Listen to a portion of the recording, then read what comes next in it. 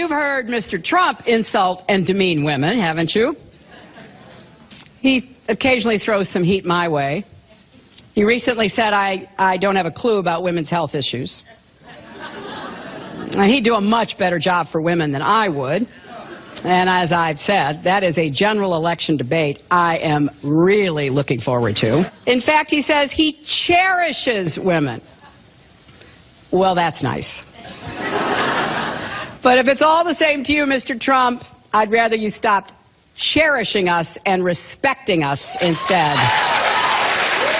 All right, ladies and gentlemen, joining us now is the former Assistant Attorney General of the United States. He's also a former Hillary Clinton law partner, and he is the author, perhaps most importantly, he is the author of a great new book called Ginger Snaps, and we welcome in Webb Hubbell. Hello, sir.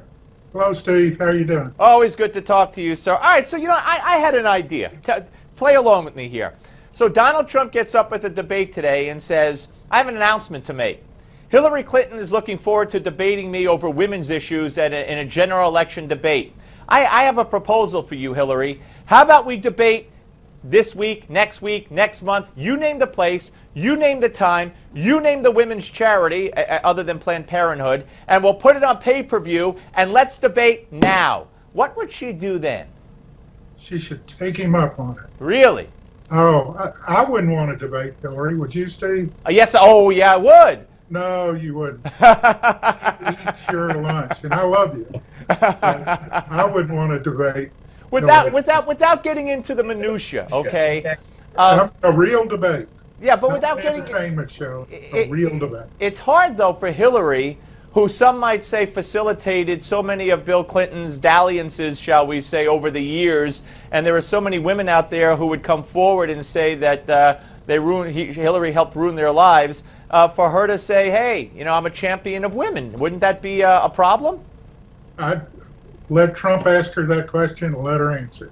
All right, fair enough. And then if she doesn't want to debate Trump, maybe you could put in a call to her, and I will debate her. That'd be fun. That would be fun. All right, listen. Let's get to tonight's debate, and of course Trump isn't going to say that. But what do you expect from tonight's debate with regard to Trump and Carly and Carson and the whole thing? It's really not a debate. It's an entertainment show. But I think somebody's going to stand out. I don't know who it is. Might be Rubio, for all I know. Why do you say it's not a debate? It's an entertainment show. Because they're not really debating each other. They're coming out with 30-second sound bites. They're answering a question. They're not really debating. They're not going back and forth on the issues. And they're really not the issues that people care about. People care about education. They care about our bridges and our roads crumbling. And they're not talking about that. They're talking about, you know, crazy stuff. Well, I got to tell you, there's a new survey out today, and over 70% of Americans believe that illegal immigration is a very serious matter, and over half the people would like to see them rounded up, the illegals rounded up, even if they haven't committed other crimes, and removed from the country. So I think that's why Trump is resonating so much.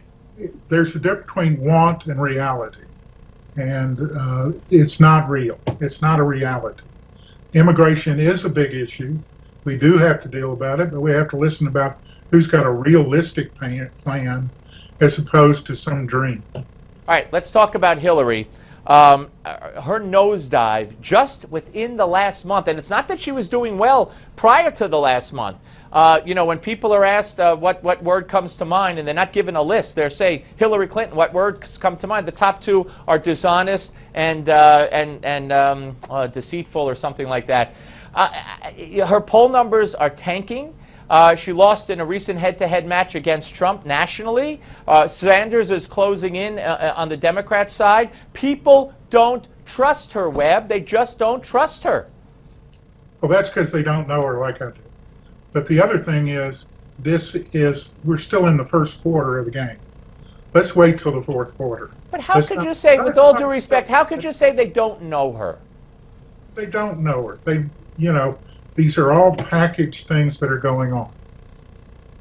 So you think that it's just a matter of her reaching out to the public more? I think she's got to get out there more, absolutely, and I think more opponents. I I've said before, I think if Joe Biden gets in, it would be good for Hillary.